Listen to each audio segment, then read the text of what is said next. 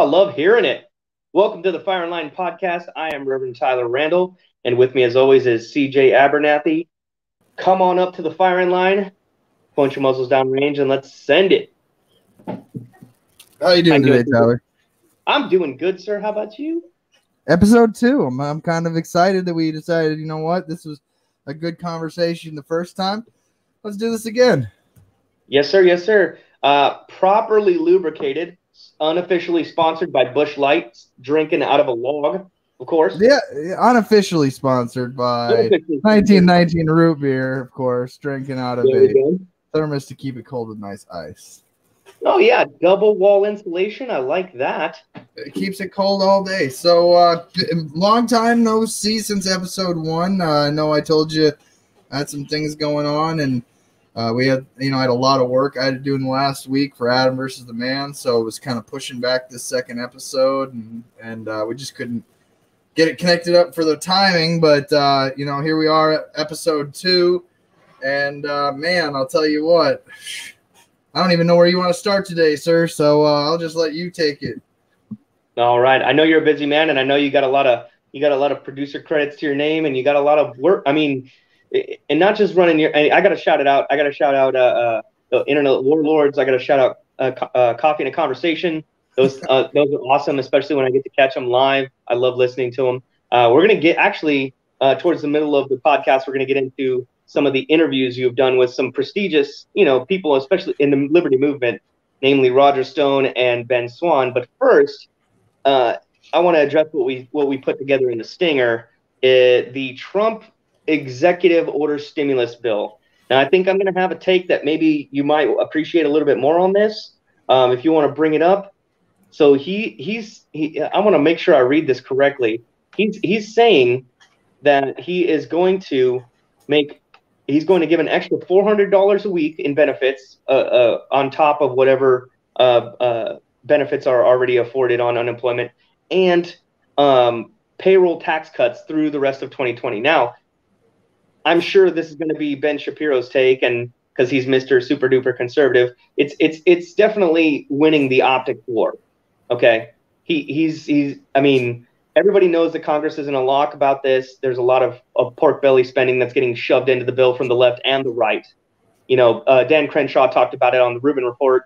Not to just reference every podcast I listen to, but, Dan Crenshaw, he's a pretty level-headed guy, and he was talking to Dave Rubin about how, they're locking horns constantly. They passed the first one almost in a bipartisan fashion. I mean, Chuck Schumer came out. He was all gung-ho about the first one and then backed off immediately and then shoved a bunch of, progressive spending on top of what was going to be just a naked stimulus bill. They didn't want to give cash payments. A lot of it done was back channel. It was all on conference calls, not really debated on the floor at all. And now we have, the $1,200. You can't send it back. You have to use it. You have to put it in your bank account. This is going to be a similar thing, but except he's doing it by fiat. Would you call it a fiat? What would you call it? Anything with the U.S. dollar is a fiat currency from the get-go. So, I would call it. I would call it a fiat currency for sure. But what's propping up our dollar right now is the stock market and the assets held in liquidity from the federal government. So, in all honesty, that's what happens when your dollar's about to collapse. I mean I agree with you that if we go down certain roads and we continue certain things, yes, the dollar may very well collapse. But, we look at the stock market, it is up. Every time jobs are added, it's up. Trump has been very good at market confidence, right? He's been very good with market confidence. Every time he does something that's, good as far as cutting red tape or slashing regulation, whether you disagree with it or not, slashing at things from the EPA, from the Park Service, that can be considered excess fat, the market goes up. And it doesn't matter whether you agree with it or not, that's where we're at. So we've added, 1.4 million jobs just in the last month. Trump's taking full credit for that. That remains to be seen. I'm not going to say yes or no. A lot of it does have to do with him pushing to reopen. And he can't, at this point, he can't rally to close or open on the federal level at all. And like I said last time, he is one of the most federalist presidents, as far what I mean by that is saying, let the states decide, and we'll talk about federal troops here in a minute. But as far as that goes, that's what builds up that market confidence in the stock market to say, if Trump is in charge of the economy, we are going to have, record low unemployment. We're going to have record high stock market, whether that's a good thing or not for the dollar. Obviously, gold is at an all-time high, which will really give you a wink, wink, wink on whether or not the dollar is strong or not. Because the stronger gold gets, the thing that the currency used to be based on, it's a very good indicator. And you've seen, I actually saw a post like in the Washington Times. It was like, oh, it's kind of a secret why gold is at an all-time high. Really, no, it's not. It's not. People are hedging against a downfall of the market. What say you? Mr. Randall, it's one of those things, if I may, Reverend Sir, just to point out to the good fact that this dollar that you speak of and the gold that even the gold itself, gold is something tangible that people can run to, and they can, it's always had a value over time. It's been around longer than the fiat currency known as the United States dollar. So as again, a libertarian, we obviously believe you should diversify your money, not just having some United States fiat currency, but you should carry some gold, some silver, other precious metals that have value that you can fall back to when, things are needed. If the cost of big coffee mugs was, exponential to that, what's your dollar worth in coffee mugs? This thermos here was, $14.99. That's how much this precious metal is worth in fiat currency at the time of its purchase. So how many ounces of gold is that tumbler worth? That's what I'd like to know.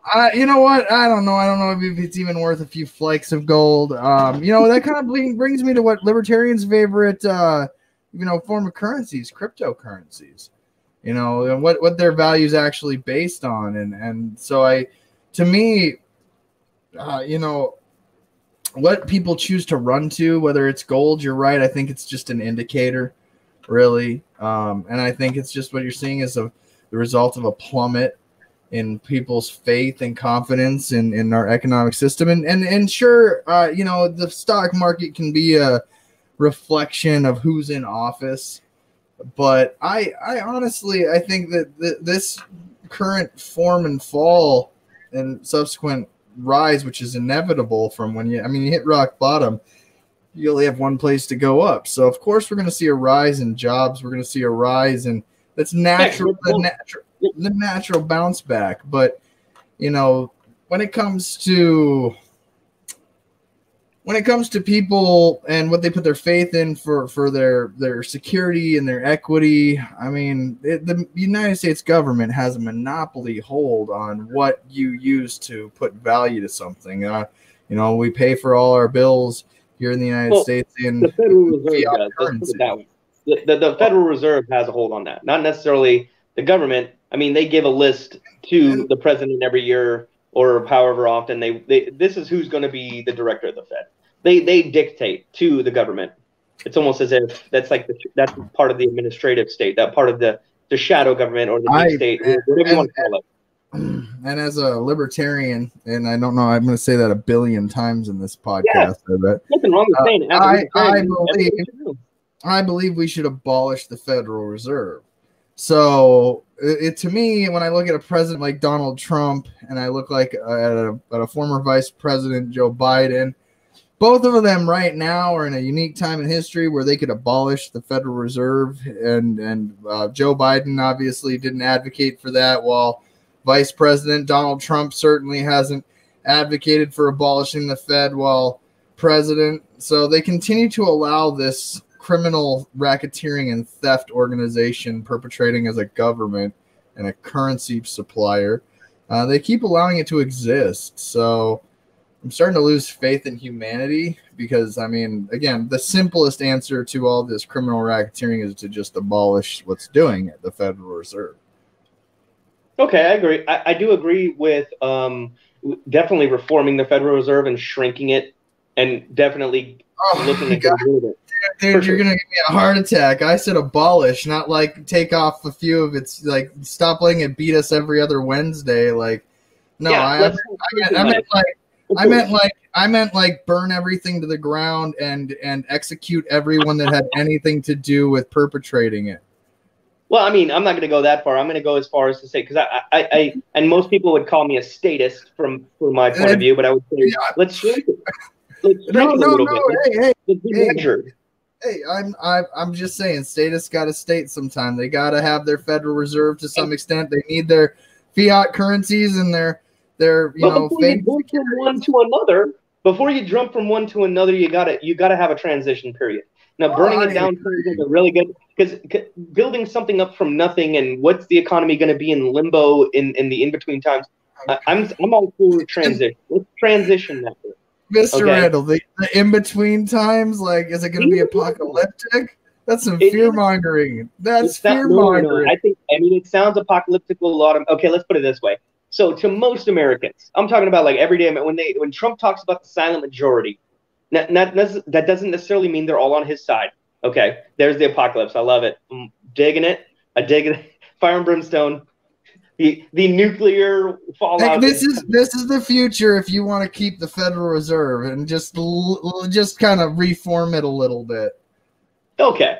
I'll agree with you to a certain extent. But what I will say is when Trump talks about the silent majority, and they don't necessarily have to agree with him, but it does ring true when he says there's a huge swath of Americans that are outside of the bubble that you and I live in, where we are hyper-focused on the politics and we are hyper-focused on the people who fancy themselves our leaders and our elites, who think they're running shit when really it is at the will of the people and the bulwark of our liberty that they serve. What I will say is that silent majority, what do they really want? They want to be left alone. They just want to be safe from invasion, whether it be they want their internet, they want their electricity, they want their water, and they want to go to work. They want to go to their jobs, they want to raise their families, and they want to be able to go to the grocery store, and they want the economy to run. And those are it sounds like very super basic things, but we muddy the water so much because everything is political. Everything is politicized, and every single thing has to be a partisan issue. And I realize that you're not in that spectrum at all, and you are very much in the middle, saying you guys are both retarded. I don't like either of you, and all of you should die. And you know what? Wait. No. You're describing my philosophy to a T. I'm loving it. I love it. Like, this is music to my ears. Like, yes, you're retarded. You're retarded. You both caused the fall of the constitutional republic, and you both deserve the execution you should publicly have. Yeah, absolutely. For sure. In principle, I do agree with that. What I will say is it's such a hard thing to sell to somebody who just wants to feed their kids and wants to go to work to say, let's burn it down. What that implies is their participation, right? So people like you and me who are in the trenches, whether it's philosophically, intellectually, and just digging in every day policy wise, it's hard for us to reach out to a normal American who's just like, man, I just don't care. I don't care about Nancy Pelosi. I don't give a shit about Trump. I just want to feed my kids and I want to go to work. So how do we reach them? One, from my perspective and from yours. Okay, so you want me to go first? You go first. Okay, so how do we reach these people? Let me make sure I understand before I answer. So how do we reach these people? How do I reach these children? Kids. The kids. Yes, the kids. We got to remember the children, right? So how do we reach the people that want to stay in that life where they just get by, where they're raising their kids, the government's at least leaving them alone in their bedroom, and when they close the door at night? That's a sad world where you're just like, listen, man, I just want to go and just don't make me have to defend my freedoms. Somebody else should be able to do that. And I don't want to have to defend the freedoms of my children. I just want to go to my job and work my 9 to 5. But hey, I'll vote and support people that would fight the way that I want to fight for, and I'll rah for them, and I might donate them a PayPal real quick, and I might support their political campaign. But ultimately, man, I think, as you know, I get deep into the weeds with politics. I go and I actually meet the people that I want to meet or go to the events I want to go to. And I mean, don't get me wrong, if I could interview Donald J. Trump, I would in a heartbeat.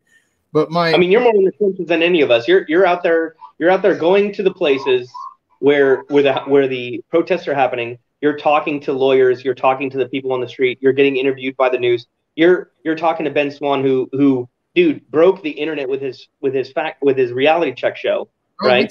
And we talked about his video that got pulled off of YouTube, and we interviewed Ben Swan on a Friday and aired it on the Monday. And I mean, that conversation was some next level stuff. A lot of people, again, they didn't get to hear it because, the way the internet's set up, they talked a lot about internet censorship. They talked a lot about, just our current state of affairs, what's going on. And I mean, that interview to me was because, again, I've seen a lot of Ben Swan's work prior to his mainstream media push, where he was pushed out of it. Pushed out. Yeah. Right. Yeah. Yeah. For the people that don't know, like, let me set this up. Okay. So what you were describing originally, I think that it's somebody's right to want to be disconnected from their government. Be like, I don't want to vote. I don't want to know what goes on. I just want to feed my kids. And as long as the police aren't going to come to my house and take away things that I have a right to or stop me from living my life, that's fine. I'm totally cool with people doing that. But going into the Ben Swan thing, okay, so when I first came across him, he was working for a local news channel, and he had a segment. He had a segment called Reality Check, and he said, "Listen, what's the actual facts going He still on?" does it, by the way. What's that? He still does it. He's on ISE.media is his thing now, and he still does his reality checks. Yeah, let's definitely plug it. Yeah, but what got him pushed out of the mainstream media? I wanted you to did you talk about that? Yeah, Ron Paul started running for president and saying things that weren't toting certain party lines and narratives they wanted pushed. And Ron Paul, man. Right, Ron Paul's gonna Ron Paul for sure. But Ben Swan started telling the truth about what Ron Paul was saying, and it pushed him out of the mainstream narrative conversation. Really? Ron Paul, Yeah. who is not a favorite of the left or the right, really. And yeah, that's the thing that got him pushed out. Yeah, well, he started looking into the things Ron Paul was saying, and before you know it, he was discussing, I mean, I don't want to speak for the man, but he was reporting on what Ron Paul was saying, and therefore was not really received well by the powers that be. Are you able to put his link up while we talk about it to his reality check website? Are you able to pull that up? I'm sure I could get it up here somewhere and show you what he was. Because I actually really enjoyed. While you're doing that, I would like to say that I really enjoyed his content, and not just for being entertaining, but being informative. Having the balls to go out on a local news station that went viral on Facebook and YouTube, and go out there and say, "Hey." This is the video that got taken down off of YouTube, and it says new CDC and WHO study finds face masks don't prevent virus. Yeah, I mean, so it's something that it's out there. People can read it. As a matter of fact, I do believe the latest update from the CDC was in May, and it does indeed say that cloth face masks are not that effective. Now, and what it really comes down to is people are going to feel comfortable. It's almost like a social test, right? It's like, I feel comfortable wearing a mask. I feel comfortable. It makes me feel better about myself. And also, I've said this privately to some people, there are people out there that they get told, listen, you got to wear a mask when you go to Walmart. And they're like, man, I got kids. I have a job. I'm not trying to make waves. I just got to go. And I know why you're laughing. And they're like, I just need to get my damn groceries. I just need to get my groceries. And then you get somebody like me who, has dug into it and been like, this is dumb. And by the way, Walmart even publicly said, yes, we're going to mandate masks, but we're also not going to enforce it. And I go to Walmart. I went to Walmart here in my hometown. And truth be told, since I've been working the entire time, and in my job, I deliver building materials, right? I don't wear a mask anywhere I go. I don't have to, And also all the people that do construction, they don't wear masks. All of I mean, nobody's wearing masks in most of these industries, right? Because we're all open air, we're all outside, we're all working, we're in warehouses and stuff like that. And it gets to the point where you go and it's almost like this self-contained thing where it's like, oh, I have to go into the real world now, or the new normal world where everybody wears a mask, and it's like I don't wear a mask day in and day out, but somehow I have to wear one at Walmart. Nobody told me not to wear one. I just went in. So Tyler, I went to Walmart yesterday, and I was watching people pick their faces, wear their masks inappropriate. This is in Aberdeen, South Dakota. And I was just watching people come in. They had a mask guard, a mask Nazi at the gate. Yeah. You know, like, do you have a mask with you today, sir? And I was like, I haven't even finished putting out my cigarette. And like kids were walking in without masks. And listen, I brought my slave muzzle. I was like, yeah, I got it. I put it over my face. As soon as I walked in the door, I took it right off. And nobody came up to me and said anything, and I know there's a few Karens on the internet that are triggered when I say that. But in all honesty, man, like, yeah, I can't stress this enough. We have lost this fucking country, man. And pardon my French, but you go to your local Walmart, and you will quickly lose faith in your country real quick in today's times. And I mean, they didn't stop me. They said, please, can you wear your mask? And I just kept walking because I needed to get 3 things. I walked in, got my 3 things. I stayed as far away from the people that I was walking past as I could. Nobody Karen'd me. I didn't go and sneeze on people or make it a point to make a scene about it. But I wasn't protesting anything. I just didn't have one on. All right, Tyler. Yeah, no, that's fine. I can respect that too. So let me ask you this though. True question. If the government came out today and said sticking a thumb up your ass would stop the spread of COVID-19, how many people in America do you think would have a shitty thumb tomorrow? I don't know, man. From how quick people put on a mask, I'd say at least a third. At the very least, a third of people would try it. A third of people would walk around with a thumb in their ass thinking it stops the spread of COVID. And what would we be able to do about that, Tyler? I mean, honestly, there's nothing we can do about the dumb in the world, the ones that are going to stay in that. I mean, I think it has more to deal with they don't want to be outside that socially accepted circle of their groups. They're people that they like. It's kind of like a monkey see, monkey do. Hey, groups that I belong to, people I respect. That's why they wanted Trump to wear a mask right out the gate, because if you wear a mask, it's going to influence others to wear a mask. And I mean, but to me, I mean, I've seen Donald Trump wear a mask, twice now, I think, publicly. I mean, yeah.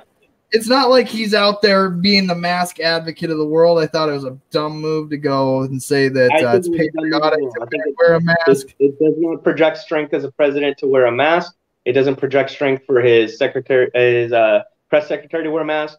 Anybody. It doesn't project strength to the rest of the world for him to be wearing a mask, because that leads to a lot of other ancillary and also really stupid, hyper-partisan questions of, oh, is he sick? Did he come into contact with somebody? Trump's wearing a mask even though he rallied against them, because that means he must have come into contact with somebody that he has the COVID. He's got the COVID. He's got the COVID. He's got the COVID. But even if he did, but what if he did get the COVID and he survived it? And then we were all like, watch the president. Look at Boris Johnson. He got the COVID. He survived the COVID. Like, but look at John Lewis. John Lewis did not survive the COVID. Look at, they say he was old. He was probably old. He probably had not John Lewis. Not John. Man, I got to correct the record. It wasn't John Lewis. It was Herman Cain, and they tried to say he died of COVID. Right. That's right. I mean, he probably died of something else. He probably died of something else, and they counted as COVID. Truthfully, the truth about the numbers is that you die with COVID like you would die with herpes. You're not the common cold. It's that you don't die. It's not that you die from the common cold. You die from either old age or kidney failure or COPD or asthma it's all of these. It's a combination of factors. Or you're morbidly obese. All of these things that's why if you have any of these pre-existing conditions, This is the problem. You die with COVID. You get COVID once, you die with COVID. You have the antibodies. So every death between now and then that has COVID-19 on it is just a fiat currency fundraiser for a government propping up a fake debt to, don't you see the issue, the bigger issue in what they're trying to do? They're trying to boost up their economy with a money scam. This is what this is. It's a money scam. I will say that I do disagree with a lot of the things that you said there. What I will say is that even though we do have a profit-driven medical system, which has given us a lot of the innovation and technological advancement and made us number one in innovation in the world for medical devices and procedures, but what that also has done is it's a double-edged sword. So when you give hospitals the free reign to pencil in free government money for COVID cases and for COVID deaths, they're gonna rake in the cash because honestly, are you blaming the actual hospital for the fraud, or are you blaming the government for allowing the fraud to even start to begin with? Both. The blame is laid at both of their feet because of the type of system we have. We have the profit-driven system, right? The profit motive, which has given us the greatest innovation and technological advancements in medicine since our nation's founding. There was a time when the America's Patent Office tried to close because, everything that's ever been discovered has already been discovered and everything that's been invented is going to be invented. Not true. Profit motive breeds innovation, but also it's a double-edged sword. If the government says, I'm going to give you free money for every single COVID case you have, an administrator is going to be retarded if he doesn't take that fucking money. He's going to say, yes, I want that money. Yes, I'm going to elevate every single case that I have to possible or probable COVID. And we're just going to get that money because hospital costs have gone up exponentially because of administrative costs. Not because technology costs more, not because treatment costs more, not because the doctors are demanding more money. It's because administrative costs have gone up exponentially. It's ridiculous. And that takes us to the HR state. And that's not what I'm trying to get into. What I'm trying to say is that the profit motive is a double-edged sword. And as people who work and live in a capitalist system, we do have to be aware of the back edge of that sword and how it can cut us if we are not aware of it, and if we don't take action to stop it, to guard ourselves from it. So what say me, huh? So what say you? Well, first off, what did you disagree with what I said about what part of that specifically were you saying you disagree with? I mean, I'm not saying the innovations didn't happen because we had a free market healthcare system and industries and competing, but the government gets involved. Government fucks it up. That's fact first and foremost. You know what? Then I stand corrected. I do believe and I do agree with everything you just said. You know what? And I think the problem is I've been spending a lot of time on the libertarian boards. The ones that have not been kicked out of yet, or not been called. You're getting kicked out of libertarian channels, huh? I'm a statist bootlicker. Okay, hold up. All right. So on Friday I said I actually made the mistake of going, if you're a Donald Trump supporter and you're new to my channel for the first time, hi, welcome, retards. I made the mistake of saying that on Friday. Listen. Okay, so to my fellow libertarians, yes, there will be statists, and statists are going to state, and they are going to make every excuse for justification for the keeping of the existence of the state, which propels crimes, wars, racketeerings. And then listen, it's not our responsibility to force them into change. It is our responsibility to have healthy dialogue for why we are libertarians and why they are statists, and not in a way where, yes, I know I can say, let's just cut their heads off. It'd be more efficient. It would be more public, but I like my friend Tyler here.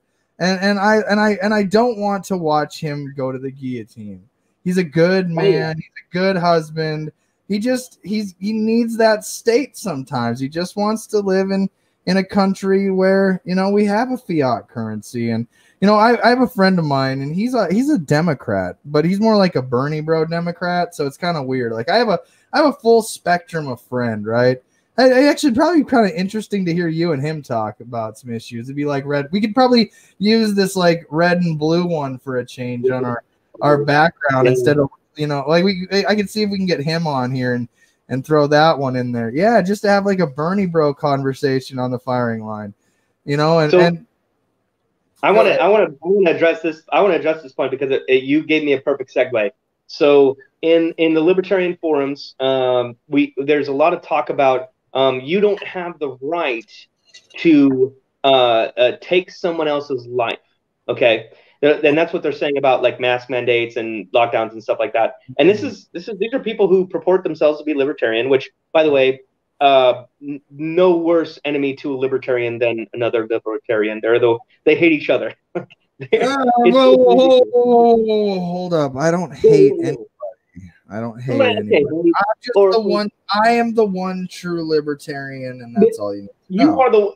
When I think libertarian, I actually think of you as like the foundation, and every other offshoot is incorrect. Yeah, so, and you know what? And that might be a great start for you. I would say anchor yourself towards Joe Jorgensen to represent the libertarian message. Then CJ Abernathy. She is the official candidate for your guys' party. Correct. So, which again, hey, libertarians, before you want to kick him out of the group, he actually agrees with what today's event was for Let Her Speak. Well, I mean, he would agree in the premise of opening up the debates.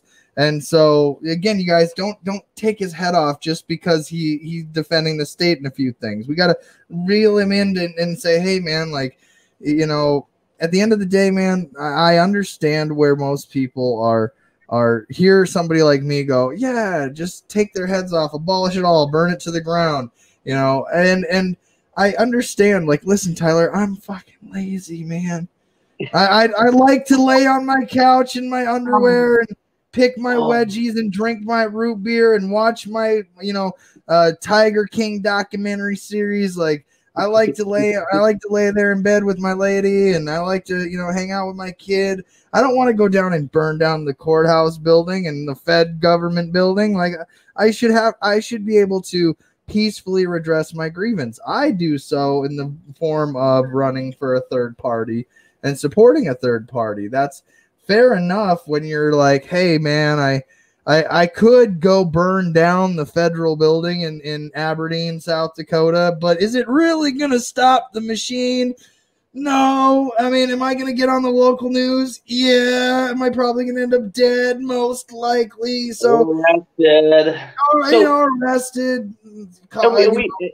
If Karl Marx was alive today, he would definitely say that Tiger King is the opium of the masses. Okay? That would be the new tagline. Bread and circuses, yeah.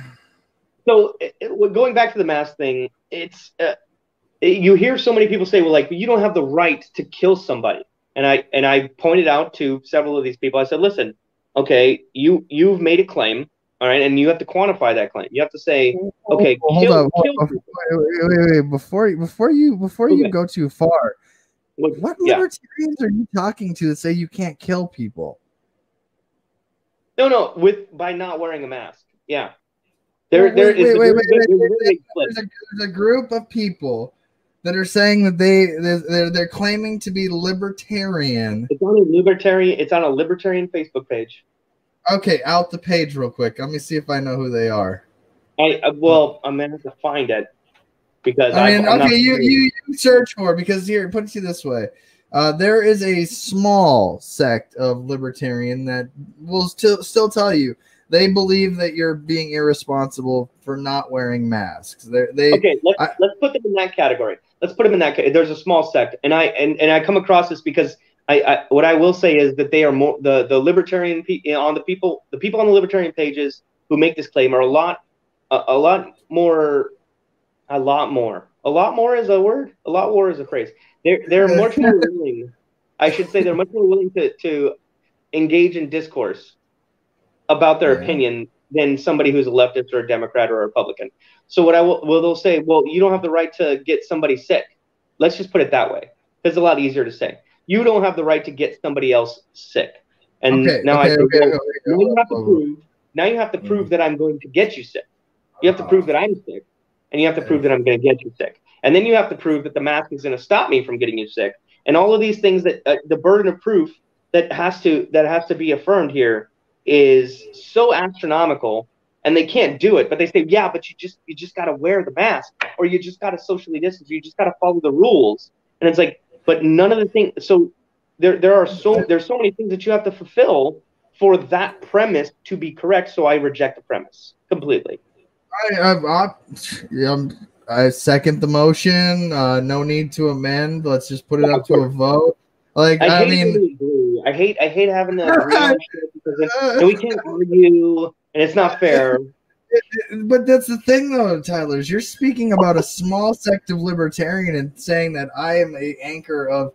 I'm the one defending all libertarians when really there's libertarians who are like, fuck CJ, he's not a real libertarian, and I'm like, I don't know how much more libertarian I can get, man. I'm a pledge club member, a candidate.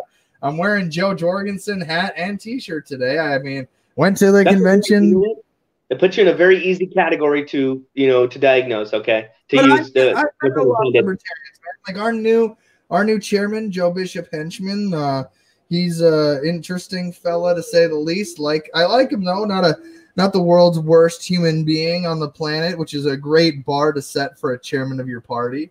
And I mean, again, still better than the RNC and DNC for sure. Actually cares about people. But he wore a mask a lot of the time in DC, especially in DC and in Orlando, when dealing with people, because you don't want to be that one that kills grandma. So I mean, I get that kind of mentality where you're taking that precaution, but you're making that decision. And libertarianism is about self-ownership. It's I own me. I have the right to make my own decisions. And when we're talking about, going out in public, when we're talking about going out into, like, let's say Walmart, you have I go back to yeah. You don't have oh, I'm looking for the term. There's like a line, like a firing line. I can't cross and do something. I can't reach across the screen and choke you out and make you do something, Tyler. I can't the other side. Yeah, like it almost worked. If we practiced it, we could probably get it to work. But like, I can't reach across the screen. I can't, like, listen, if somebody's there doing, like, if I'm like achoo and I sneeze right on you and it's like I'm intentionally coughing on you, if I'm doing things to go out of my way to get into your bubble, and then maybe you're pushing the line there. But I'm not saying that for example, Michael Picard and Schaefer Steve. You ever heard of the guys? They've been trolling rallies. Oh man, you got hours of entertainment coming your way you don't even know about yet. They troll Trump rallies, and I interviewed Michael Picard, really nice guy out of Connecticut. Steve is kind of a douche, but I still kind of respect the craft. Although it's called anarcho-trollism. You're gonna love it when you discover it. I love troll IRL. I love to troll IRL for sure. Yeah, well, then get ready, because this is like some next level trolling, and so I mean, try it like this. Like, Michael went to a Blue Lives Matter rally with an inflatable pig suit, with a sign that says "All pigs matter," and then people would walk up to him and go, "You think that cops are pigs?" And he's like, "I'm here to support pigs." And it's like, but you think all cops are pigs? He's like not saying cops are pigs. He's just here saying all pigs lives matter. And is this not like the stockyard union? Are we not here? Are we talking about support the pigs? And he never once said that the cops were pigs. It's just that he was exposing that biasy that even in that Blue Lives Matter circle, they know that euphemism. And it's a First Amendment audit within itself. So it's kind of like this beautiful art and poetry that they're doing. Again, I think Steve's kind of letting the fame go to his head. Of course, they're getting thousands of views on their shit, and people are really loving it. But he's kind of got that douche moments where he just, he must think he's infallible or something. But again, respect for the craft first and foremost. Oh, I have love for the trolls. When I went to Politicon last year, I absolutely had a great time. and I took selfies in front of the Trump baby balloon. It was awesome. They had the Trump baby balloon there. I was like, hell yeah! I wore my MAGA hat, and I took Right, it I took is a part of history. It's not. it. There's like, I mean, honestly, Tyler, are you one of those people that think your vote really matters? Yes, You think your vote matters? yes. In what sense? To what degree? Like it In the sense wholeheartedly? that, like okay, so Tennessee just had we just had our primary elections for state Okay. senate and for judges and for appellate court and things like that. And my Trump. No, he wasn't even on the ballot. That's not the point.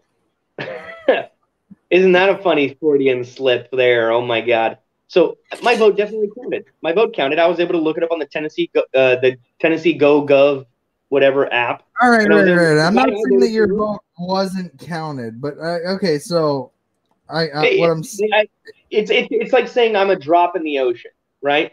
But you have to understand that in the ocean, the currents are what makes the swells, right? And if you can get enough people to move the current, then you can move the current.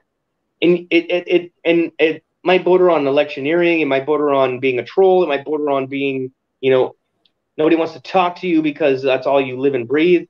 But I mean, I voted for a guy named Manny Sethi, and he was running for state senate here in Tennessee, and he lost to Bill Hagerty by about 10%. And it happens that he did lose because there were so many other people on the ballot that kind of took that last 10% away from him. And also, Bill Hagerty is directly endorsed by Trump. He has commercials with Donald Trump Jr. He's got rallies that he's gone to with Donald Trump, and this is very big Trump country, So especially are in the you rural saying? areas. Right? So what my libertarian mind heard. So CJ, if you just had video commercials with Joe Jorgensen and her running mate, and if you had that influence and that endorsement, and I might get more votes. I might get because if you think about it, Yeah, because if you think about it, yeah, that's what that you does. would totally. That's what that's doing. That's giving endorsements. Those are important.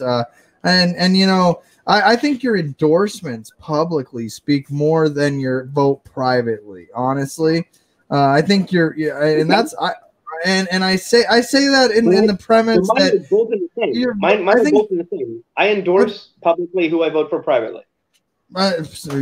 some people, yeah, okay. I'll put it to you this way: some people still have that mindset, Mr. Randall. Others don't. Now, I wouldn't be able to speak to the number of the that actually believe that, but the mindset's still there. I'm of the mindset that your public endorsements are more of what matter, and your works towards those endorsements than your actual vote. I believe the vote's more like a ceremonial So allowance for that's the something that government. Hillary Clinton has said.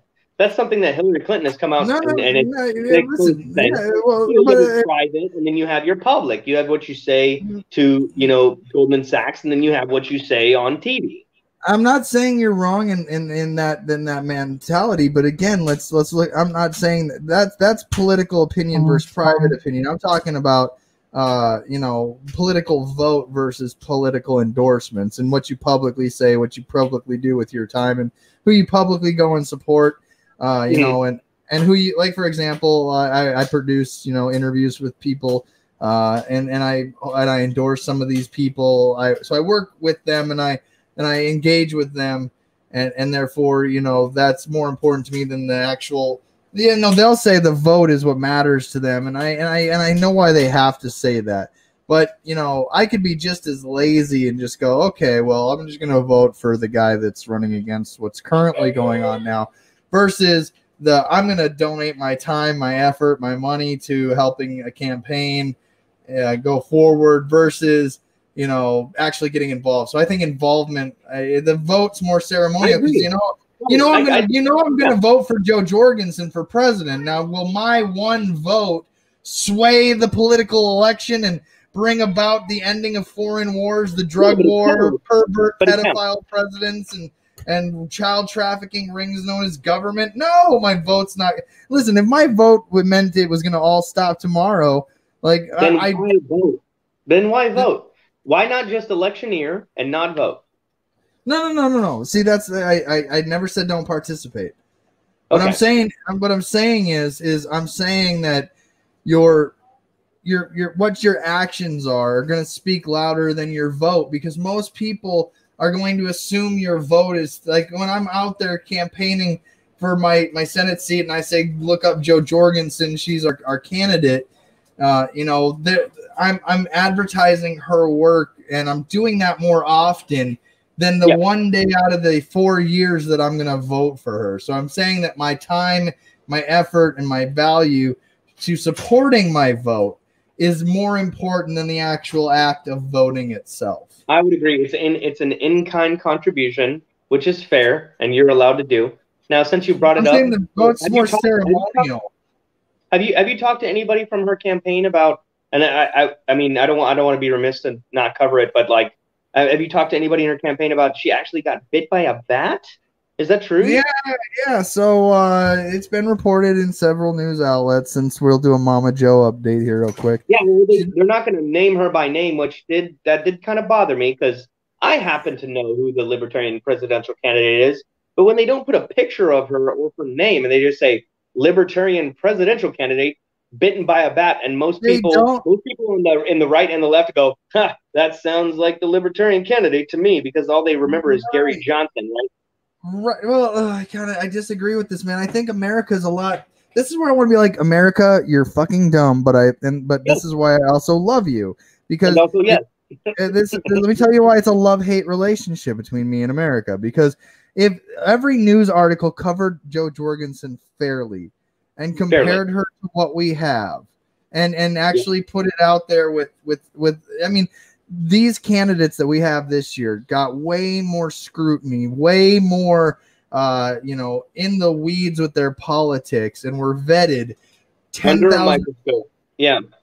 And so this party put forward a candidate that, if given fair treatment in journalism, you'd have to say, well, she's a senior lecturer at Clemson University. She's had to ask permission from the president of the college just to run, and if he would have said no, like, she wouldn't even be our nominee right now. I mean, they had anyway. Yeah, so she said she wasn't going to risk her job to do it. If they said no, that would have been it. I don't think that's fair. What's that? I don't think that's fair. No. But the Clemson University, from what she had said, was that they were open to it. I think it's your civic duty to participate. So that's where, again, I'm not saying, Tyler, don't participate. It is your civic duty to participate in politics. Speaking of civics, I'm glad you brought in that word, because it's a beautiful word and I really love it. Is it too much to ask or fascistic to say maybe we do need to, in a two-prong approach? One, increase the voting age, and two, require people to pass a 6th grade civics exam in order to vote. What do you say? I just want to reach across here and just, what are you thinking, Tyler? What are you thinking? Why, Tyler? Why? It's been brought up by a couple of people. It's been floated, and I'm saying, I've held this opinion for a while, that we should increase the voting age above 18. I'm gonna have a heart attack, man. Well, like, okay, why do you think it should be 18? Why do you think it used to be 21? Why do you think it should be 18? Well, first and foremost, what age can you die for this country serving? Okay, Tyler? So, and that's a very good caveat. If you're joining the military, you just wait until I tell you you can't join the military till 21. That's a good caveat. If you're 18 and you join the military, you should be able to vote. Barring that, what else? What other caveat should we make for people to vote at 18 years old when they're still children? And we have prolonged adolescence all the way up until like 26. If you can be on your parents' insurance until 26, why should you be able to vote? I'm serious. Give me an answer. Give me a good answer. Dude, this is hurting my soul. Why shouldn't people get to vote? It just popped in my head. It popped in my head, and I want to hear what you have to say about it. I hear you. Because if not, why do we not let 7-year-olds vote? Why don't we let 7-year-olds vote? Because that's the age of intellect, right? It's when you start to understand reason and things like that. Okay, so first and foremost, what do we define as becoming an adult? What Exactly. is typically, because again, for example, a child can be emancipated, correct? Correct. Which is essentially becoming an adult prior to being 18 years old, correct? But do we give them Okay. voting rights? Do we give them voting rights when they become emancipated from their parents? I don't believe they do. No. Oh, so we Yeah. withhold the voting right, even though we technically, under the law, declare them an adult through Okay. So in those emancipation. cases, that's another caveat. If you're legally emancipated, you should be able to vote. What's the other But caveat? you're Why should we have the 18 25? years old. You're an adult. Like, that is Are you? just like, okay. So what are we gonna now? Is your next solution to say, well, if the government determines you to not be of the adult mindset, you do not have No. a vote in I'm our saying the government? people. I'm saying we should have a referendum on it. I'm not saying anybody should force So this on you anybody. think I that think we it's should common sense. have a I think it's test very common to sense. have a vote? Yeah, you should be able to pass a civics test. You should be able to Oh say how many God, chambers of dude, government this there are. hurts my soul to listen How to. does The that hurt your government, soul? the I'm government saying let's implementing a not let test. no, let's Oh, not let the intellectually retarded force us into what you would call into more government. You were okay, letting dumb people. okay. I'm gonna play devil's advocate. I think the Donald Trump voter is mentally incompetent to vote. Now what? Yeah. So and this plays into your hand if most of them couldn't pass a physics a civics I test. don't think most of them could pass a civics test to save their If they lives, to keep their vote. okay, then that plays into your favor, and Joe Jorgensen will win because they can't pass a civics test. Then why not? Oh, you know what? I kind of see the wickedness in your way there, Mr. It's Randall. So wicked. I'm not. I'm it saying is yes. I'm playing the wicked. game. I am It playing is the game, and I'm saying why not? It is wicked, but I love it because it's making me think. And so again, 18 years old, we put that as a standard for consent. 18 Yep. years old, we put that as a Thank standard for you. many You said the magic states. word. 18, Consent. Consent is the 18 magic word. yes, come on, man. I'd like to think I'd pass the civics test if there was a forced, mandated, government required civics test to have your vote counted. I mean, good lord. You Oh, would. I would. I think a lot of people that listen to this would. But at the same time, I made this. You know what's funny is I think but it's here's the been about thing. almost What are 8 we years. calling civics, though, Mr. Randall? What are we calling civics? When I say civics, I mean how many chambers of government are there? Okay, you have the legislative, the judicial, and the executive. AOC can't even say those on tape. She can't even say those on a live podcast. It's hilarious. So we let somebody be in Congress and not know how it works. We just say, what does each one of them do? Okay, how does somebody get elected? All What right, I see another wicked twist basic? in your way. It's basic. It's super basic. And if No, people can't I pass that, agree with you have no business voting. And it'll okay. take you a So, 15-second Google search. You could okay. Google search it while you're in line to vote and still pass. All right, so fair enough, right? So okay, I'm running for Senate, right? I'm running for my state Senate seat. You can see my nice little logo right here. I'm running District for it, and you District hope 23 in South Dakota, everybody. Come on now. you voted up, please. CJ Abernathy for Senate at on Facebook. You can find me there. Cheap plug, but okay. So I'm running. You would hope that I running to be your voice in the chamber of the Senate for the people. I'm not bought and paid for by corporations, because if you really do civics, you're like, well, how does it currently work? Well, it's all based on a fiat currency, warmongering, perpetual debt, pork belly spending bills. I mean, you name the government. Like, what when you say government issues a test on how government operates and then determines the answers and who's correct and who gets to actually, like, I just go, no, dude, no, I can't, like, no, man, Government has I to just do something, and fundamentally that's the thing. When government gets things right, they get things right, but they get them wrong more than often. I'll agree with you that there. I'm gonna tell It's you just this. I'm government. gonna tell you. Our government didn't used to be like this. It used to be smaller. It used to be more reined in. And until we started farming everything out to administrations that are unelected and unaccountable, we didn't have the problems that we have today.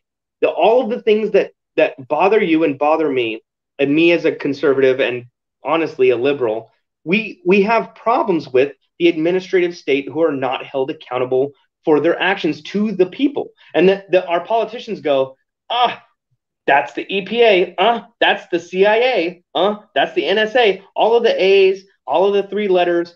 Those are the things that bother people the most about big government. What we need is limited government. I'm not saying abolish the state. I'm saying reign in the state. And while we're talking about reigning in the state and the NSA and the FBI, let's transition into Roger Stone. Mr. Roger Stone. Roger Stone did nothing wrong, in my opinion. If you could catch us up, for people who have no idea who Roger Stone is, can you give us an update on who he is and what the FBI said he did? Roger Stone Legal Defense Fund, stonedefensefund.com if you want to help support Roger Stone. We interviewed him on Friday on Adam versus the Man. And when I say we, Adam, I'm just a technical and editorial producer, executive producer, if you want to get fancy with my title. Executive. Yeah, I love it. So at the end of the day, Roger Stone went through something that most people can't even imagine, and most likely will never. But he was doing his civic duty and participating in politics. And yes, he is a Donald Trump supporter. And yes, he was making contact and communication with people that are all doing their civic duties. And he was indicted for, quote, lying to Congress, which is the same Congress that this guy wants to keep around and reform it a little bit. But, reform it a lot. Okay, fine. I'll give you that. He wants to reform it a lot. And so a lot. So, and again, Roger Stone comes on and he's actually friends with Adam. They're friends.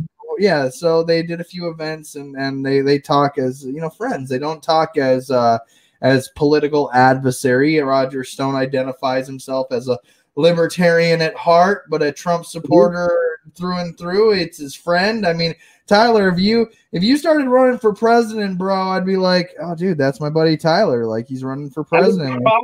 I would probably hire Roger Stone. I'm not gonna lie to you. If he was gonna run for president, well, just for the record, Roger Stone did endorse Adam Kokesh for the Libertarian ticket. So but again, he did say he doesn't even know Joe Jorgensen's name. I highly recommend you watch the interview. It's on our Facebook page. It's on our YouTube channel. And it's, man, like I said, Roger Stone is he's been around the block when it comes to politics. He's a hero and a legend in his own right to some. And when the guy is persecuted by his government, you got to realize this is the consequences of just having a government to begin with. The libertarian in me says, if we just I'm going to say that it's not just the government in this case, and it's very clear. It's also the media. So we have a very, very strict line. We have a very strict line. Made this exact point.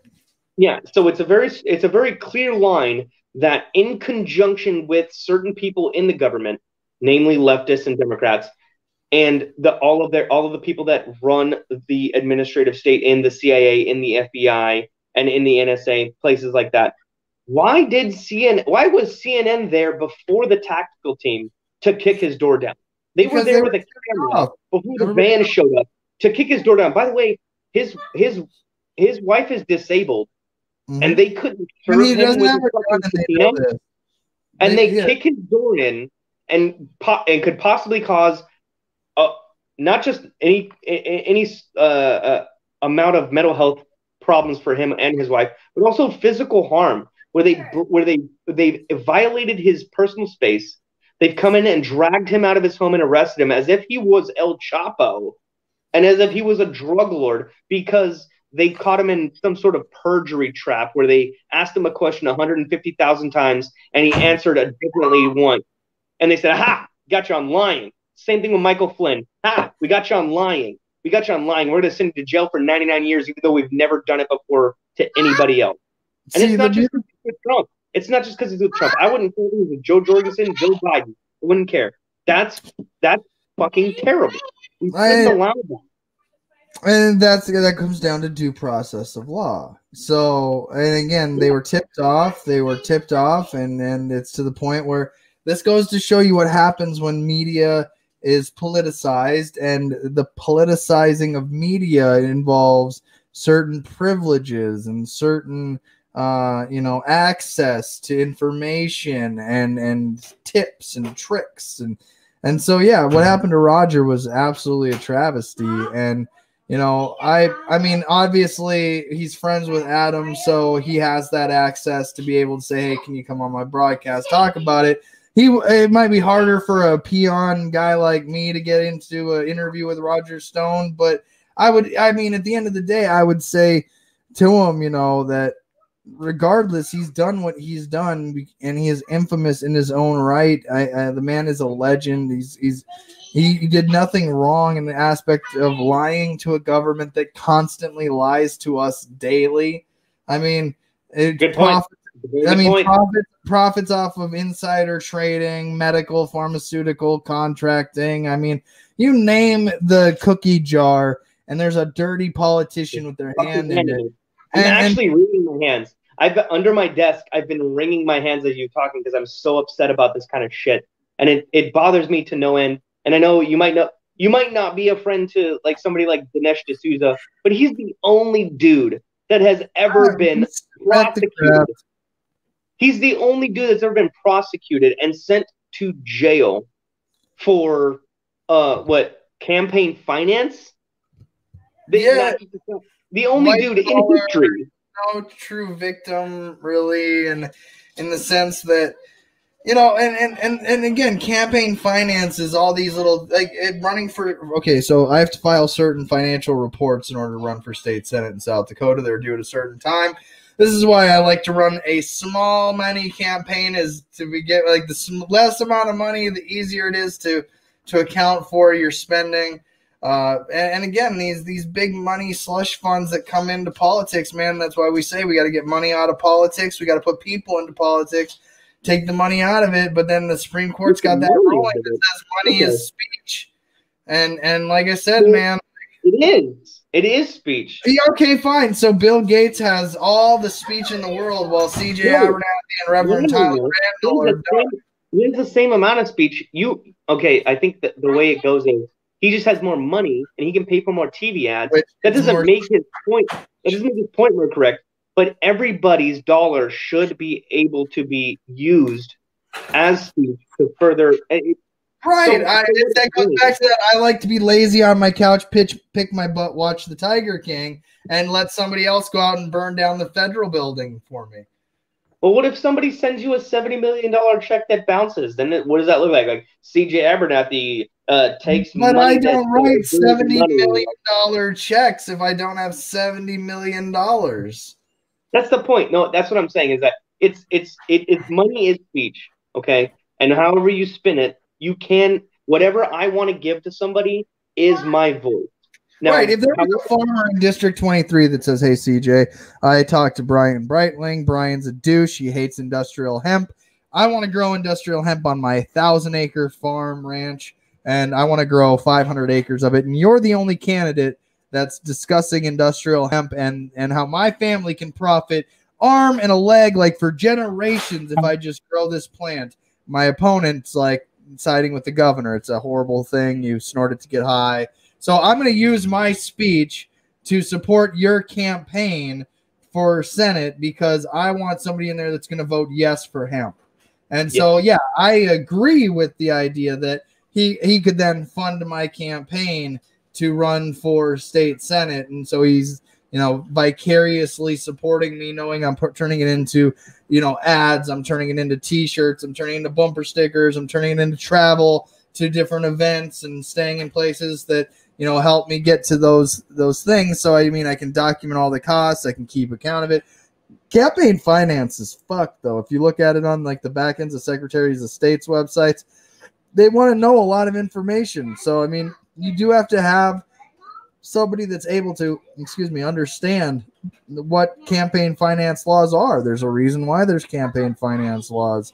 You just can't have China running C.J. Abernathy out in South Dakota giving me billions of dollars to run for the state Senate. They'd be like, that's why I think there should be more transparency through that. And everybody that gives Joe Biden's kid $1 billion. I looked at my dad and I'm like, Dad, where did you fail in life to not have China giving your son billions of dollars on a plane on Air Force Two? come on, Right? man. Like, Dad, what are you doing? Like, I didn't really say this to my dad, but I mean, Dad, what'd you do? Like, why aren't you out there getting like billion-dollar deals with China for me on the presidential, plane? So I mean, it just. Speaking of money is speech, let's talk about the cause du jour that is being funded by the Open Society Foundation, which is run by George Soros, which is Black Lives Matter and Antifa, who are still rioting in Portland, Oregon, even though they have come to an agreement with the city and with the state that the federal agencies that were lawfully there, I know you're gonna don't roll your eyes so hard. Don't the people that were lawfully there arresting people that were doing crimes against a federal courthouse are now out of the city and they are still burning shit down. What do you say? Send me your PayPal link so I can give you another $25. See, I disagree. See, a lot of the people that they wanted to post the whole kidnapping thing, like, oh, they're kidnapping, it's unmarked, and it's like, well, their uniforms are clearly marked, and unmarked vehicles have been used for a long time by detectives, and these people are specifically only committing crimes against the federal courthouse and trying to burn it down with people inside of it. Therefore, you get arrested, and they say they're being taken away. Send me any information where I can help donate to bail, where I can help donate to these people's books. What's that? Why would you bail them out? They're trying to kill people that are inside of a courthouse. They're trying to kill the federal government. Like, yes, I mean, and you know what the federal government is? At a certain terrorist point, organization. Those are people. By the way, all of these protesters that are sitting here wanting to burn shit down, that none of them vote. They don't go out and vote. They're not doing what you and I do. When you were talking about getting involved and you were talking about being a participant, these people are not participating. They are participating. No. They are participating. They're participating in something that is not productive. This is participating. I disagree wholly. This is what overthrowing your government looks like. Okay, yes, that is what overthrowing the government looks like. But the problem is they don't have a message. Their message is burn it down because socialism, because Black Lives Matter. No. That's a misnomer, man. No, that's a misnomer. Socialism. How do you not say it's identity socialism? How is it not? They have substituted. Hold on. They have substituted the proletariat for identitarianism and the bourgeoisie for the government. What say you? I absolutely love the "what say you" part. Your guests are gonna love that in the future. Your guests are gonna love that one in the future, though. No, okay. So again, when I look at something like this, and I go, you know what? They're participating. They are, whether you like it or not, they are participating, and they are not sitting on their couch picking their ass, watching the Tiger King and worried about Joshua Dial's latest broadcast or what's going on with Carol Baskins. They're doing out in the streets attacking the federal government, the same federal government that is involved in the countless murders across this planet, killing innocent people and putting them behind cages and extorting the wealth of this country for generations. The least these people should do is burn alive in a federal building. Like, that's like the least they should do. Would you rather us line up a guillotine and chop their head off one by one? I mean, which way is it going to be? These are directionless drones. They're directionless drones of a group that wants to bring about civil unrest, to then bring about anarchy, to then supplant it with a dictatorship. It said the British government to the American colonies in 1775. Are these people akin to the colonists revolting against the British government? I don't think so. You know why? I can tell you. I can prove you wrong. That's why we call the firing line right here. I can prove you wrong very easily, and this is how I prove you wrong very easily. If you were to read the Black Lives Matter or the Antifa charter, the official, don't assume the cause of these individual people. I can assume it. I can assume it based on the flyers that they hold. Okay, the signs that they hold, and the chance that they make, all of these people are either Black Lives Matter or Antifa. There's really not a lot of people in Disagree. between. They are the minority if they're in I between. disagree. I These think that's what the people, media is feeding to people. no. The media is saying it's mostly peaceful, and then you see shit on No, no, fire. no, no, And they say, no, no, no. no, Literally no. with shit burning in the background, saying, there's no problem wearing a mask. There's no problem. It's okay. It's peaceful. No, what it is these people, their It's charters beautiful. they have nothing in common with the founding. They have nothing in common with No, the they Declaration all. of Independence. Yes, they do. Nothing Oh in yeah, they common do. with the Constitution. They're not It's fighting for any kind of freedom. They speaking just like want to burn stuff because they went to college and their professor said, if you're white, then you're bad. this And is they have done terrible, man. everything wrong ever. That I is exactly what they fundamentally, believe. I fundamentally disagree with you. How can you fundamentally disagree? That's what they say. I They will say that they say respectfully. that Christopher Columbus was a white supremacist and everything in history is white supremacy. And if you disagree, guess what? You're a white supremacist too. And again, I'm not saying there aren't ignorances in some aspects of their cause, but overall, they're enemy. Look at the enemy. It's the federal government. You'd have The to be a enemy is the statist people to of the defend United the States. federal The enemy government. is Western civilization. And you know why they hate it? The truth is they hate Western civilization because Dude, I one, fundamentally disagree with you they hate again. Western civilization because you know why? Because Black Lives Matter hates the nuclear family. And they hate meritocracy. They hate being good at something. They hate saving money for the future. They hate having a father in the household. They hate all of those things. You know why? Because it's built on the foundation of Greek reason and Judeo-Christian values, and because this country was founded for a virtuous and moral people, and they don't agree with that. And we've moved farther and farther away from that. I Man, I would have loved to have been alive in 1775 and listened to the redcoats in the parliament. These Antifas and BLMs out in our streets calling for our heads, calling us redcoats. How dare they just go against the crown? We'll send in the redcoats. Let's go. I mean, You know of what's course, funny is the problem with the names of the groups, the problem with the name Black Lives Matter is they absolutely don't actually care about Black lives. And the I name think is I think the group should Antifa. have been called "Stop Killer Cops." Yeah, how Black about Lives Matter. anti bad guys? We're the anti bad guys crew. Everybody we're against our bad guys. But again, And if this is you where I vote, disagree with the argument. This is where we're causing a red herring. It's not. I'm looking at who they're shooting at, who they're trying to burn to the ground, who they want to yes, decapitate. It's the federal government. It's not your local oh no, it's the grandma sitting there Saudi. planting her garden. Where did It's they occupy? Where did they occupy in Seattle? They occupied privately owned businesses and public parks. That's corporatism. what they occupied. They're doing this in a revolt against corporatism, So not capitalism. they destroyed people's private homes and their privately owned small I'm not businesses agreeing with because of causing the a government. victim. I'm not agreeing with causing a victim in your cause. That'd be But irresponsible. there is a victim. Libertarians The are people saying that that. live there and the people that own businesses there are literally victims. Right, and of course the government's going to be like, look at all the innocence that they're doing. But this is the same government, Mr. Randall, Reverend Randall, if I may pray for a moment, brother.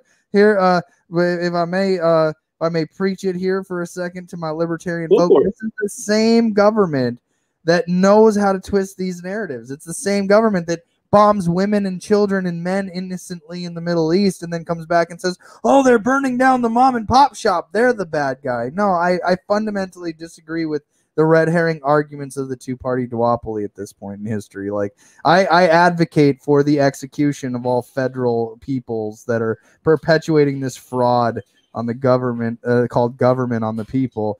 And I support the abolishment of the federal government, the IRS, the Federal Reserve, and I support localization. I support having 50 independent states and 536 sovereign nations. I don't support causing victims where there shouldn't be victims. But again, you're asking me to judge a small portion of the country based on an enemy that has done nothing but murder, kill, extort, exploit, and you want me to feel sorry for the federal government and who they say the collateral damage is in this case. Now, on that point, you're saying, yes, the government, the federal government had the power to easily just destroy and decimate these people in Seattle and in Washington, D.C., in Minneapolis. They had the power to roll in with tanks and send Marines and send the Air Force, but they didn't. Okay? What they did is they let them, because it's a state issue and the governor is on their side, say, yeah, let them set up a Chaz chop, let them burn, let them riot. You got to give them room to riot, as they said in Ferguson. We have to give people room to riot. Rioting is against the non-aggression principle. I'm sorry, it just is. If you're a libertarian and you believe in rioting, you're wrong. And these people, all they did was I don't know. violate the non-aggression principle Fundamentally in disagree with you. No, let me finish. Let me finish. So this government that has the power to just bomb children and kids in the Middle East didn't bomb these people, and somehow they're the bad guys? They're the ones that You killed shouldn't people. bomb anybody. What part of you killed the shouldn't kid. bomb anybody did you miss, Mr. Randall? You They shouldn't didn't be. bomb them. I'm talking about them right now. In this, I'm not saying the government is perfect. Talk about No them. I'm government is talk perfect. about I'm going to talk about the countless children that have been murdered by the federal government. It's not countless. There's a count to it. There's got to be a number to it. Yeah, first of all, an unquantifiable count that neither of us will be able to track right now. Second of all, any kids that have been killed in collateral damage is a travesty. It's a tragedy and a travesty. And I would say that there's never been a government on this earth that has had more power and used it less than the United States. Okay, I disagree with you fundamentally on that too. I know we disagree fundamentally on that, but that's why I wanted to be myopic and focus in on the anarchist, communist people that are rioting in these major urban centers. That's the best part you've said. So there's ANCOMs. These are anarchist communists, not ANCAPs. And so again, that's where I go back to a small section of a group of people that are revolting against a federal government. A lot of damage. It's a small sect of the community that's causing a lot of damage. They're destroying people's livelihoods. I'm sure there were redcoats that thought, well, they were getting shot by the American patriots. This is unfair.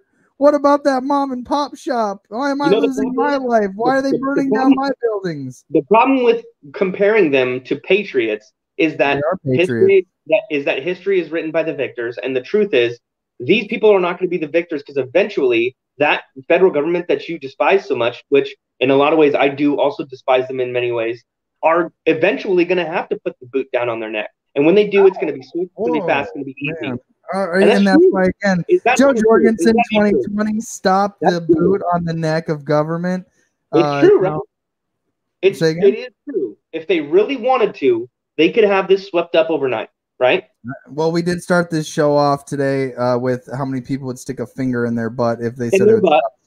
So, yeah, there's going to be a section of the population that's going to inevitably defend their slavery, defend their state, defend their government. And the government knows this. You're called, what's the word I'm looking for? Zelensky called them useful idiots was the term that the government would put on these people. And they very much are useful idiots. No. I'm talking about the ones defending the state. I'm not defending no. You think I'm defending the statists. I'm defending these guys.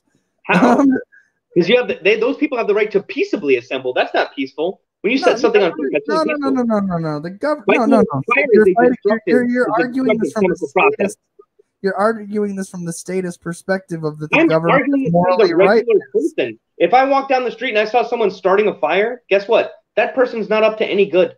They're not in my interest, and they're not in your interest. They're destroying. I'm going to disagree with you there too. I think it's to my benefit that these people are doing this. It's to your benefit that somebody is setting a Starbucks on fire. Yeah, absolutely. How? How does that help you or the people that fucking work there? I mean, again, I'm not saying that there isn't. No, just like you said, if there were kids that died, it's tragic. Well, if there's people that lost their jobs, it's tragic. But the overall cause of having that's not the equation I'm making. When you say they bomb kids, I assume you mean is they literally have murdered children. If a bomb is dropped somewhere and a child dies because of it in a collateral way, because the people that are terrorists are using them as human shields, Yeah, which Who's is that what the on? government's doing right now with these business owners that you're all wham Starbucks employee. So they're What just, about them? so They're using them as in your view, shields. they're just murdering kids and then fuck everybody that has a job. You can't have both stances at the same No, time. no, You no, have to no, be no, no, no, no. Again. Let's make sure we narrow this right to the never firing the line. time. The So, government's not out there again, actively the killing children. That's government not is true. teaching. That's The just not government is. true. They're not out there killing kids. They are out there just killing kids. They're out No, there they're involved not. in human trafficking. Yes, they They're not. are. They're not Coney out there with child soldiers out there fucking using them to raid villages and rape people. They're No, I not never doing said that. that. I never said that. I No, I'm never. saying it's the same. You're saying I'm making an equation of obviously a false one to child soldiers because they don't do that. They're I not never. harming children I en said masse. They're not murdering bombing children schools. like The only rape. people that bomb schools is terrorists. That's not what we do. That's not what we've ever done. That is exactly what this country is done. It's known for. Of course, there is. Dude, there are people that would watch this. There are people that are watching. That would watch this from Iraq or Afghanistan that have lost family members to the United States government and other countries would hear us saying that hear you defending that we don't do this, and they're like, "Fuck you! I've lost half my family to a bombing because so and so is expected terrorists. We were just collateral damage." Like, no way, dude. I'm not gonna give you that one. I'm saying that the government is teaching half the population to look at the Starbucks employee, the small business, and they're using that as that's terrible. But when it's a child in a foreign country, that's just collateral damage in war. When it's a revolution against the federal government, we're doing conflating two different things. You're conflating two different things: is collateral damage in war that is not intended, and then and we can't conflate that to completely intended. A riot. We can't conflate that to somebody burning down a business and actively taking food out of a child's mouth because they're is the closest way the people can declare war on the government. That's what I would interpret a riot. You can't declare war on the government. It's not my fault that they don't consent to Western civilization. They're languishing in luxury. Whoa, it's not your fault they don't consent is a terrible rape defense, by the way. Is that a rape defense? Rape defense. They don't consent to Western civilization and everything that comes along with it, including iPhones and the internet. Is a terrible argument because they have iPhones and the internet that we need to burn everything down because they got taught that in college. That's not my fault. I'm not saying they don't have hypocrisies, man. I will not listen. I'm not saying that their revolution is perfect. I'm not saying it's a defense for rape. I'm saying that they have no defense for their actions. They have no defense for their actions. They're not. Basically, they're nihilists. Listen, the government. Again, this is the same argument I'm making, though, is that the government bombs cities and kills innocent people, and that's just the collateral damage and a cost of war, and nobody. That's not what they're doing. If they're dropping bombs, they're dropping bombs on an enemy. And if there is collateral damage, that's why these people are burning shit to the ground. They treat you as the enemy they see you as. They're seeing an enemy where there is not one. Yes, there is an enemy. It's called the United States federal government. Yes, it is. Starbucks is the enemy. That's the federal government. No, they hate corporate. Listen, capitalism and corporatism are two different things. I think they're misguided in their direction about capitalism. They are definitely against corporatism. So it's like that, corporatism makes you go, well, the Starbucks is the problem. Target's the problem. This is the problem. This is corporate. I've never once said I agree with anarcho-communism. But I understand where it's coming from and why they're out there doing what they're doing. You don't see ANCAP burning down Starbucks today. No, I understand where it's coming from too, and that's why I'm against it, because I understand where it's coming from.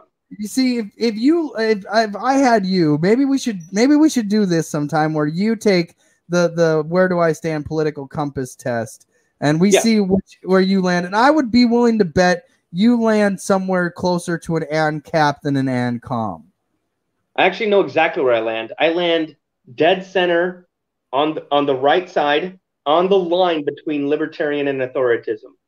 I'm right in the middle on that line. I'm actually below Ronald Reagan and this side of Milton Friedman. Okay, so see, and I can understand now. See, now that's where you stand. I stand way deep towards like I'm 3 grid squares away from the left, and I'm down like way down at the bottom. So we're coming from two perspectives of the libertarian mindset where you're just dancing the line.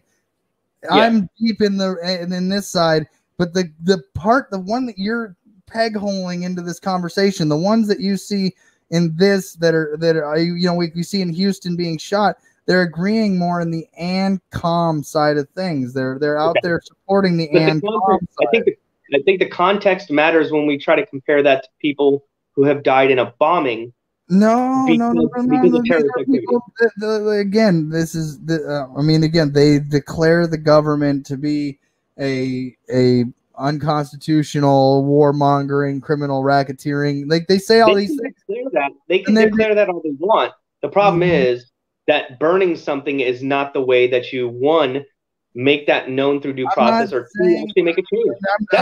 Man, you're asking to give the government due process that denies due process to the people. I fundamentally disagree with that too. So, I mean, again, we don't have due process in this country, so these people don't deserve it either. No, we don't have due process in this country. We do not, and I will argue that for a million years.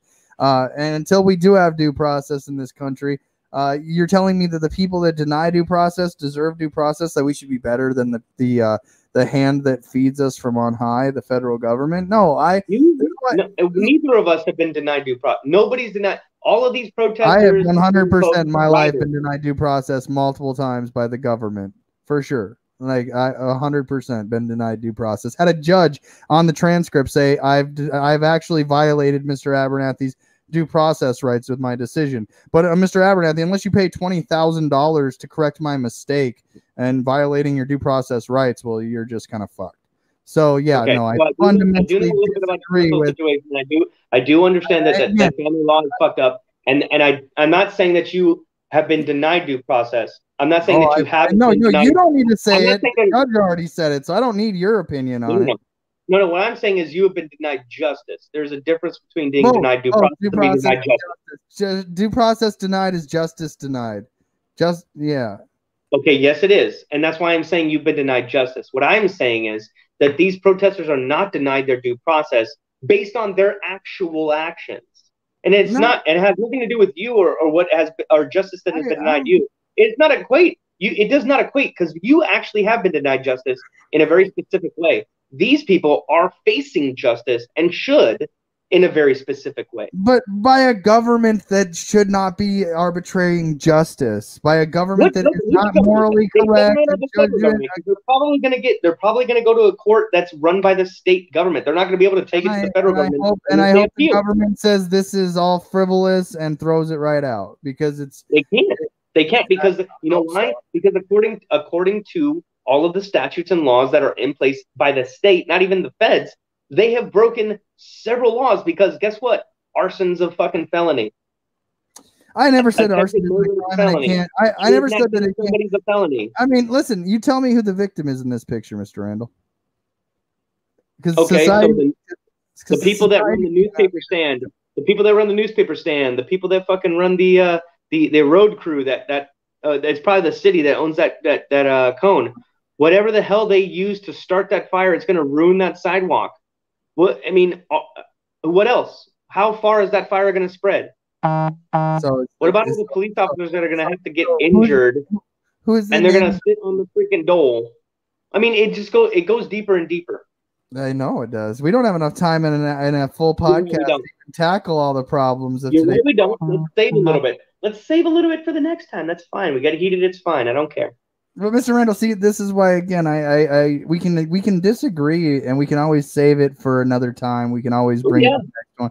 But I mean, where I disagree with you at is that these people are treating the federal government like it is a domestic terrorist organization, and they're reacting as such. And I also, in that sect of people, are ANCOM. They hate corporatism. They are against capitalism. So of course they're going to use symbols of capitalism as a problem. I never once said you should go out there and burn mom and pop shops to the ground. You should be able to hold federal officials accountable. I mean, there are plenty of people that were in these that hurt innocent people, bystanders, and collateral. You'll call it collateral damage. They shouldn't have been out there. I call it crimes. There's people on both sides that should be held responsible and accountable if they caused the victim. I agree.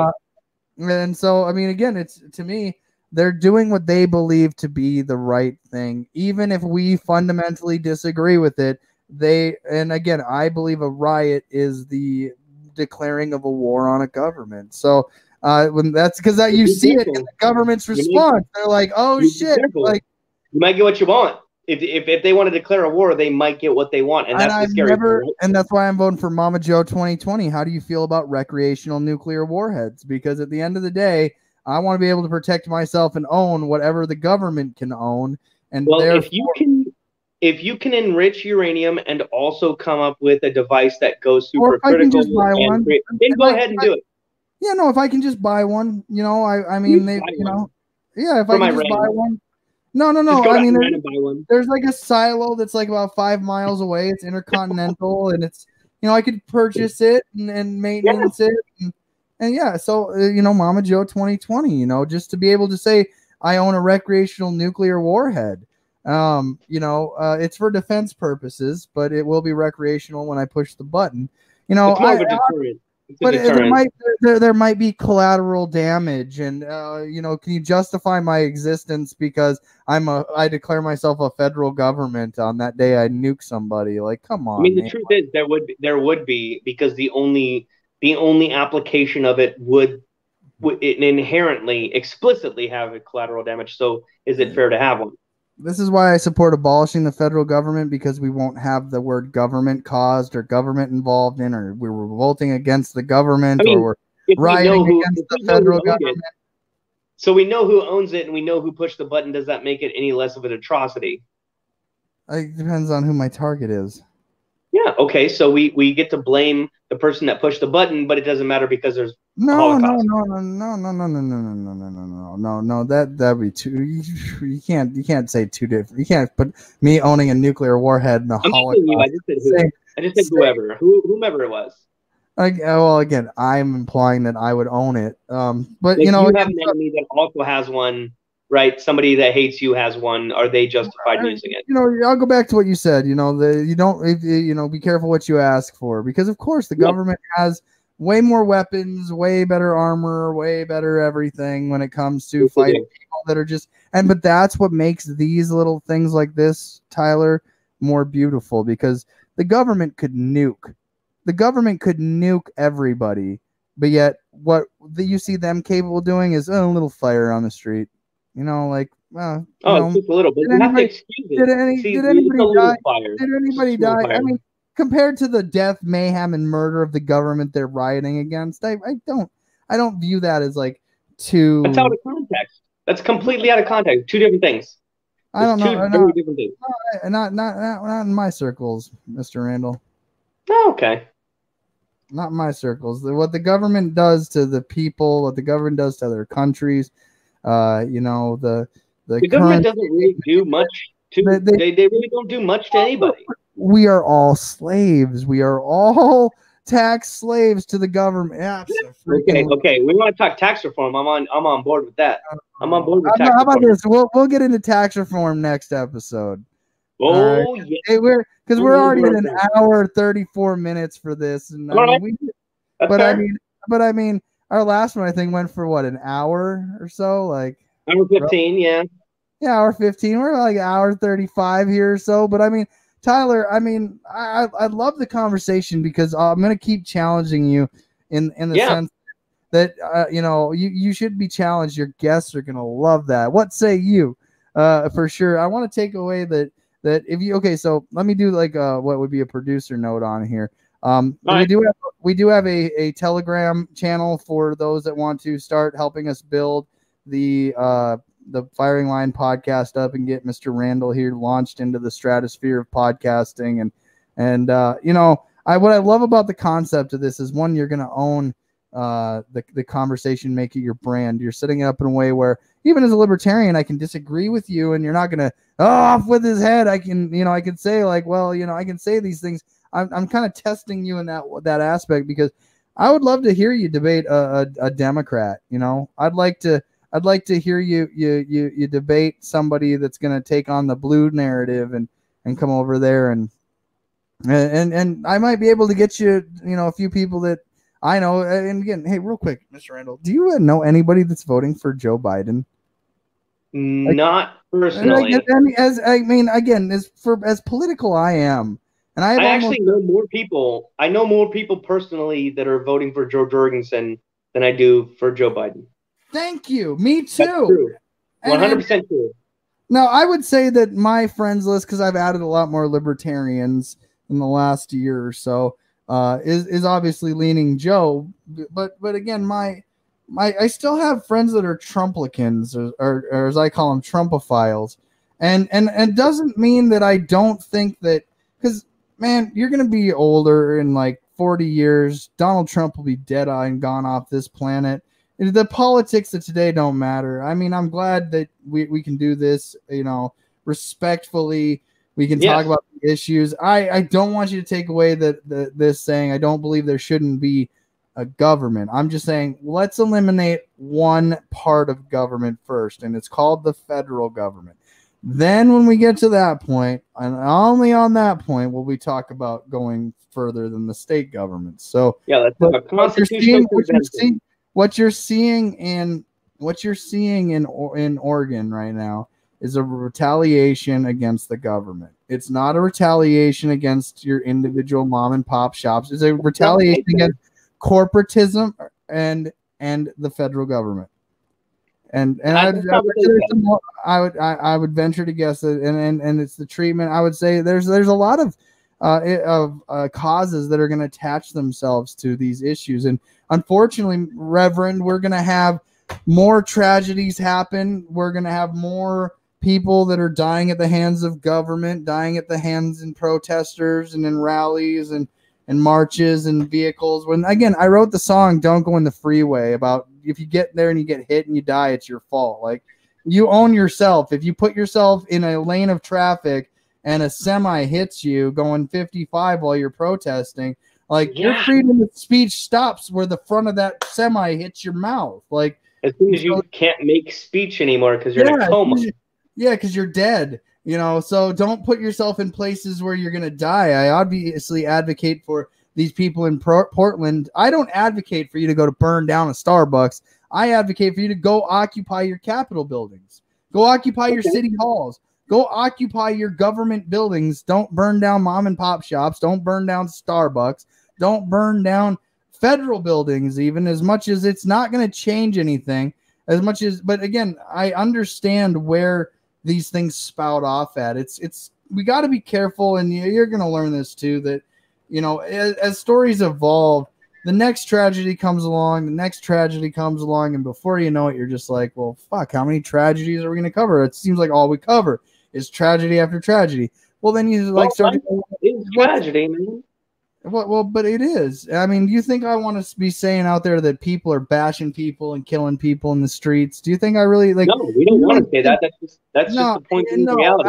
And I'm facetious and satirical when it comes to certain viewpoints that I have, because at some point you're going to be like, yeah, let's line up the guillotines and behead them all. Like, that's what they feel. Like when you say, though, they just want to burn down the building with people inside. That's a feeling. There's people inside that federal building that are like, I'm a person, man. Like, I'm just an admin clerk. Like, why do they want to burn me alive? Well, listen, when you work for a criminal racketeering organization, it's called guilt by association, and at some point you choose to be a part of it. And guess what? There were British loyalists that were collateral damage in the revolution. So I fully advocate for the overthrowing and or abolishment of the federal government. So every day of the week, fuck the feds, because they are just a terrorist organization themselves onto their own. What other libertarian thing? Oh, taxation is theft. And like I said, I hate to bring this up again, but I'm not going to let you live this down. It's not my fault that they didn't consent to Western civilization. This is Yes. probably the most statist line I think I've ever heard in my life. Only because they profit from it. You can't reap the benefits of Western civilization and then reject it because you don't like that you didn't succeed at it. Interesting thought, but We can get I'll let you. you I'll know what, let we you. can get I'm gonna. I'm gonna. I'm it's gonna more say. philosophy than anything. I'm It's gonna say that that's where we should leave that one on the firing line for today, yes, because sir. we can debate. We can debate further on it, but I mean, honestly, man, like I love what we're doing here. I love the ability to be a part of this, and I did notice, and we didn't really incorporate comments. Maybe we'll get into some comments next time. And but and again, I don't want you to think that I'm out there saying that innocent people should be killed. I believe in No, everybody's I due don't think so. process, No, I don't think right? you're saying that. But Yeah. there are people out there that would say there's a small sect of people. Listen, I believe I would have liked to think I would have been a patriot in the colonies in 1775, that I would have fought for American independence, probably been shot in a field and just died. Who knows? For somebody else's freedom, that's my legacy. But ultimately, man, everybody's responsible for their own freedom. Everyone's responsible for their own actions. Everyone should be held accountable for their actions. And I think that what you're seeing right now in today's modern time is just a reaction to a thing called federal government and top-down policing and mandates from on high and executive orders and things of that nature, and a runaway federal government. But Mr. Randall, we live in the most interesting of times because we can have a show like this, talk about it, and to just, like I said, you can be on one side of the aisle, I can be on the technically no side of the aisle because there's no libertarian in office, but I mean I'm a political voice nonetheless, and I'm really do like the fact that you're going to keep this respectful to everybody and have your opinions and hopefully get more people on. So again, just like a producing note, we do have a Telegram. Reach out to myself or Tyler if you want to get involved, and come on. If you're a Democrat, we can get the blue behind you. I'm sure that Tyler would be itching to talk to a Democrat. If you're another libertarian, I'm sure that you want to step up in my place. I'm sure that we could bring some people on too. We could have more than one person on here as well. So if you want to, maybe we could do like a guest thing as well. Open mic. I mean, maybe we could just bring in maybe some of these we can do. Throw it in the chat in the link someday or in the top of the description. Say, hey, you want to come step up to the firing line? Shooters, you may begin shooting when your targets appear. Yeah. So with that being said, Mr. Randall, let's try to shoot again for next Saturday and just have a decent chat. I mean, it's already 11 o'clock here, but this was fun. I really enjoyed it, and I hope you'll develop this more out and as you want to go forward. And I gotta say, it's a good looking show, man. Good idea, good concept. But with that being said, man, you have yourself a good week, and I hope to see you again next time. Yes, sir. Thank you for having me. All right, that was CJ Abernathy, my co-host and producer. Always great crossing swords with him, keeping it respectful, and holding each other to account. Keeping we got philosophical differences, and that's fine, but we agree on a lot. And at the end of the day, I think we all agree on more than we think we disagree. Okay, that's fine. So, like you said, we keep it on the firing line, keep it pointed down range, and send it. See you next time.